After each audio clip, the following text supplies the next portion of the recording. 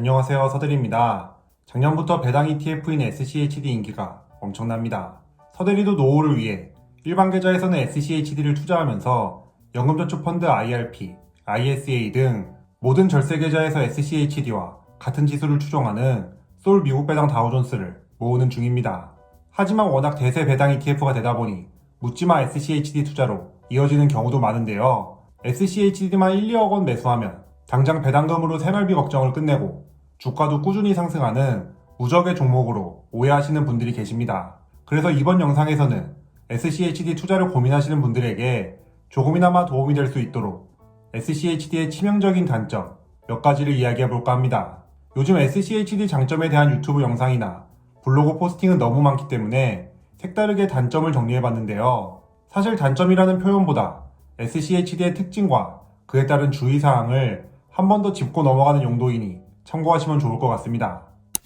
SCHD 투자를 고려하신다면 가장 먼저 인지해야 할 점이 바로 시가 배당률입니다. SCHD가 배당 ETF로 이름을 날리다 보니 제피처럼 배당률이 10% 정도로 높다고 오해하시는 분들이 계십니다. 아무래도 SCHD의 높은 배당 성장률 덕분에 장기 투자하면 충분히 10% 배당률이 가능하지만 당장은 그렇지 않습니다. SCHD 시가 배당률은 3% 중반으로 최근 주가가 하락한 덕분에 평소보다 높은 상황이지만 그렇다고 평범한 직장인이 당장 SCHD 배당금만으로 경제적 자유를 얻기에는 아쉬운 수준입니다. 배당률만 보면 요즘 은행 예금과 비슷하죠. 예를 들어 당장 세후 배당금으로 월 100만원 정도 받고 싶다면 SCHD에 3억 9천만원 정도 투자해야 합니다. 일반 직장인이 투자하기에는 확실히 부담스러운 금액이죠. 그리고 요즘은 월 100만원으로는 생활이 불가능하기 때문에 월 배당금이 최소 200만원은 돼야 할 텐데요. 그럼 필요한 투자금은 7억 8천만원이 넘습니다.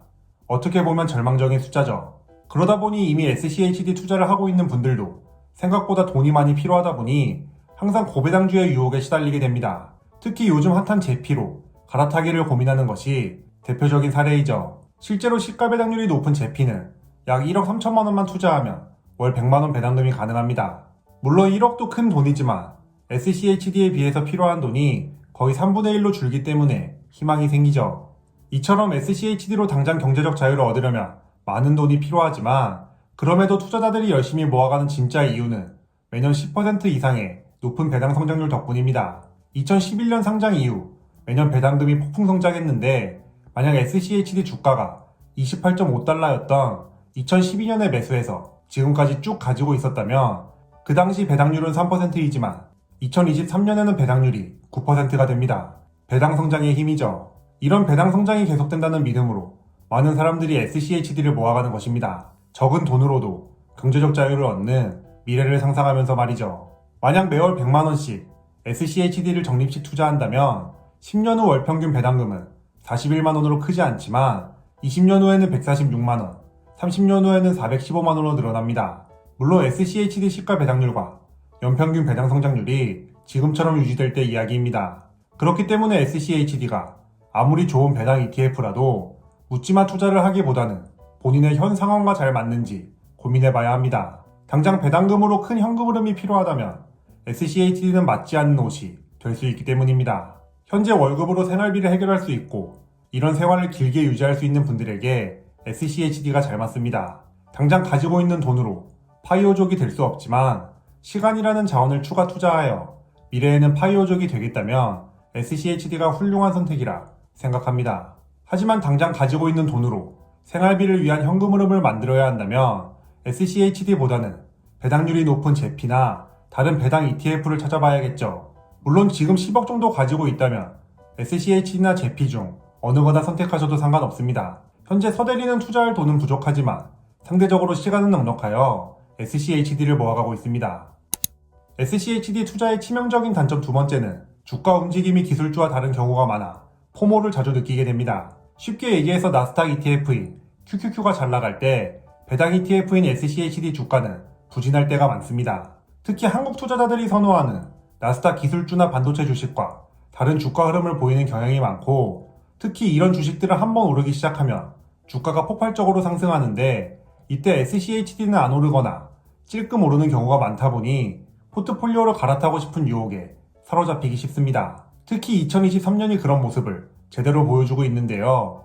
SCHD가 여러 배당 ETF 중에서 최고로 평가받는 이유 중 하나가 시장 지수인 S&P 500과 유사한 주가 수익률을 보여준 덕분인데, 누적으로 보면 맞지만 특정 시점만 잘라서 보면 상대적으로 부진할 때도 있습니다. 물론 반대로 시장 지수보다 성적이 좋을 때도 많지만요. 유행이 돌고 도는 것처럼 보통 기술주가 잘 나갈 때 배당주가 주춤하는 경향이 있고, 배당주는 기술주에 비해 주가 상승률이 크지 않다 보니 SCHD만 모으고 있다면 포모를 겪게 됩니다. 그래서 SCHD 투자를 계획 중이라면 주가 상승을 통한 경제적 자유보다 천천히 배당금을 키워 현금 흐름을 늘린다는 본래 목적을 잊으면 안 됩니다. 투자 기준이 사라지는 순간 변동성이라는 높은 파도에 마음이 흔들려 계좌가 부서질 수 있습니다. SCHD의 세 번째 치명적인 단점은 현재 너무 많은 사람들의 관심이 몰렸다는 점입니다. 두 번째 주제와 이어지는 내용인데요. 주식뿐만 아니라 모든 투자 자산이 그렇듯이 사람들의 관심을 받을수록 가격이 올라가다가 어느 시점이 되면 떨어집니다. 그리고 그동안 소외되었던 다른 자산 B가 조금씩 가격이 상승하면서 또다시 사람들의 관심을 받고 가격이 확 올라갑니다. 하지만 어느 순간이 되면 다시 떨어져 적정 가격이 됩니다. 그 유명한 하이먼 민스키 모델처럼 말이죠. 2019년부터 2021년까지 기술주와 성장주는 주가가 폭발적으로 상승하면서 많은 사람들의 사랑을 받으며 더욱 많은 투자금이 몰렸지만 2022년에는 1년 내내 하락했습니다. 그리고 2023년 아직 초반이지만 다시 살아나는 모양새입니다. 반대로 2021년까지 배당주는 천대받았습니다. 시장이 워낙 좋았다 보니 1년에 3-4% 배당 수익을 얻는 것보다 시세 차익을 누리는 것이 훨씬 이득이기 때문이죠.